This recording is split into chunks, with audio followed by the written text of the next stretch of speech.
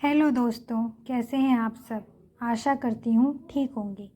तो आज हमारी सीरीज़ का है सेकंड लेक्चर, जिसमें हम दोनों लॉज यानी कि BNSS 2023 एंड CRPC 1973 का पोस्टमार्टम करके पूरा क्लासिफिकेशन देखेंगे। भले ही कोई न्यू स्टूडेंट ही क्यों ना हो, उसको भी CRPC 1973 पढ़नी पड़ेगी, क्योंकि कुछ समय तक एग्ज़ाम्स में वही आने वाली है एंड कई स्टेट्स दोनों ही लॉज को अपने सिलेबस में इंक्लूड किए हुए हैं। एंड बढ़ते हुए कंपटीशन में क्वेश्चन कहीं से भी बन सकता है। इम्पॉर्टेंट जैसा कुछ नहीं है, हर चीज़ हर कॉन्सेप्ट अपने आप में इम्पॉर्टेंट रोल प्ले करती है। तो दोनों लॉज को एक साथ लेकर चलते हैं। तो यहाँ एक तरफ CRPC 1973 एंड एक तरफ BNSS 2020 दिया हुआ है, आप देख सकते हैं। जैसा कि आप देख सकते हैं कि बेयर एक्ट में ऑलरेडी इंडेक्स क्लासीफाई किया हुआ है कंपैरेटिव स्टडी के साथ, but in spite of that you should have to make your own notes. तो आपको खुद के नोट्स बनाने हैं कुछ इस तरीके से। ये मैंने दोनों तरफ कुछ बेसिक नोट्स लिख रखे हैं। एक तरफ BNSS है एंड एक तरफ CRPC 1973 का दिया हुआ है। तो पहला पॉइंट है इसमें act number of BNSS 2023 is 46 and act number of CRPC 1973 is 2। तो अगर आपको ना पता हो कि एक्ट नंबर क्या होता है, तो मैं आपको पहले बता दूं कि एक्ट नंबर क्या होता है। किसी भी पर्टिकुलर ईयर में number of laws and act amendments ये सब पास होते हैं, इन सभी को एक नंबरिंग दी जाती है।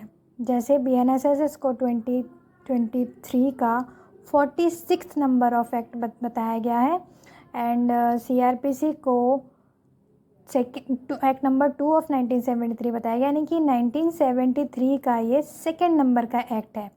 जैसा कि अभी रिसेंटली हम देख सकते हैं कि BNSS के साथ 2 एक्ट और पास हुए हैं, दैट इज़ भारतीय साक्ष्य अधिनियम एंड भारतीय न्याय संहिता।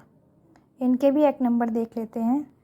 एक्ट नंबर भारतीय साक्ष्य अधिनियम का है 47, यानी कि 2023 ईयर का ये 47वें नंबर का लॉ है।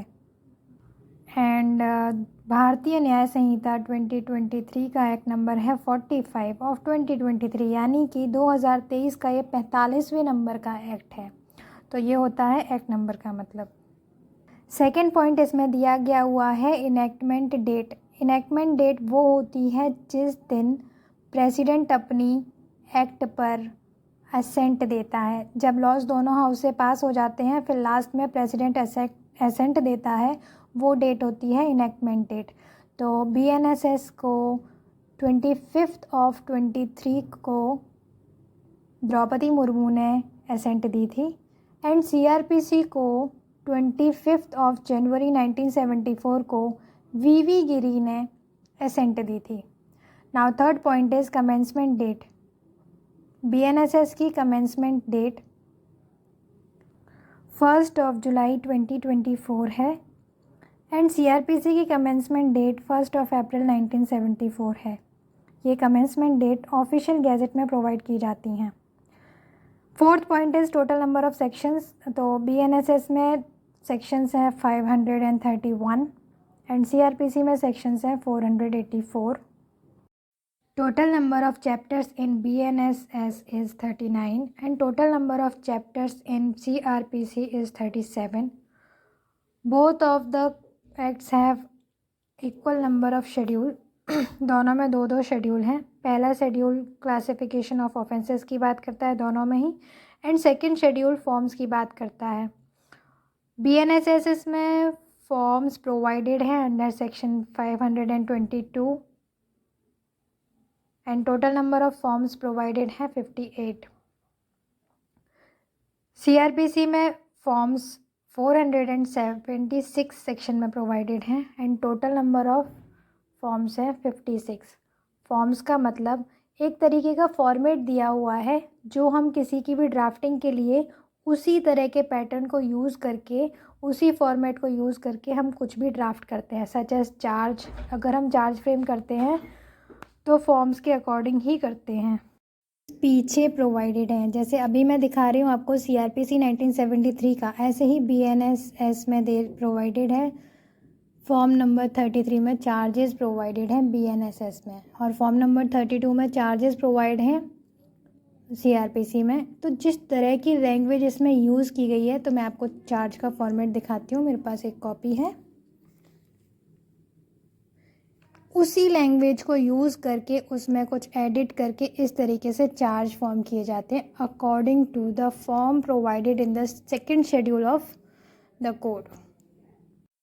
तो किसी भी एक्ट को, कोड को स्टार्ट करते समय ये सब बेसिक चीज़ें हैं जो आपको याद कर लेनी चाहिए। इसके अलावा किसी भी एक्ट या कोड का इंडेक्स याद कर लिया जाए तो उसमें से कम 60% क्वेश्चंस बन जाते हैं जो कि डायरेक्ट होते हैं। कह सकते हैं कि 60% सिलेबस हमारा कंप्लीट हो जाता है। तो पहले इस संहिता के अंदर जितने भी चैप्टर्स हैं एंड उनकी लिमिट्स याद कर लेनी चाहिए। हालांकि दोनों लॉज में चैप्टर्स में कोई अंतर नहीं है। चैप्टर 1 to 7 जो कि CRPC 1973 का था, वो एज इट इज़ BNSS 2023 का भी है। उसके बाद जब चैप्टर 7A था CRPC 1973 का, वो चैप्टर 8 बन चुका है जो कि रेसिप्रोकल अरेंजमेंट्स के बारे में बात करता है। उसके अलावा जो चैप्टर 21A था CRPC 1973 का, वो चैप्टर 23 ऑफ BNSS 23 बन चुका है। तो चैप्टर्स में तो कुछ ज़्यादा चेंजेस नहीं है। CRPC में जितने भी एडिशन वाले चैप्टर्स थे उनको एक अलग चैप्टर का नाम दे दिया है, बस इतना ही किया है।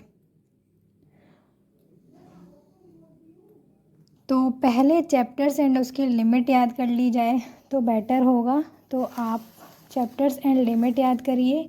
जो कुछ भी इम्पोर्टेंट लगता है उसको अपने इंडेक्स में शॉर्ट नोट में लिख लीजिए, जो कि रिवीजन में काफ़ी इजी हो जाता है। देखिए इस तरीके से, ये मेरे CRPC का इंडेक्स है। जो कुछ भी इसमें इम्पोर्टेंट मुझे लगा है, जैसे सेक्शन 473 कॉन्डोनेशन ऑफ डिले की बात करता है। जो कुछ भी मुझे इम्पोर्टेंट लगता है मैं इसमें शॉर्ट नोट में लिख लेती हूँ, जो कि मेरे एंड टाइम पर रिवीजन में काम आता है। तो इस तरीके से आपको भी जो कुछ इम्पोर्टेंट लगता है वो शॉर्ट नोट बनाकर इंडेक्स में लिख लीजिए इस तरीके से।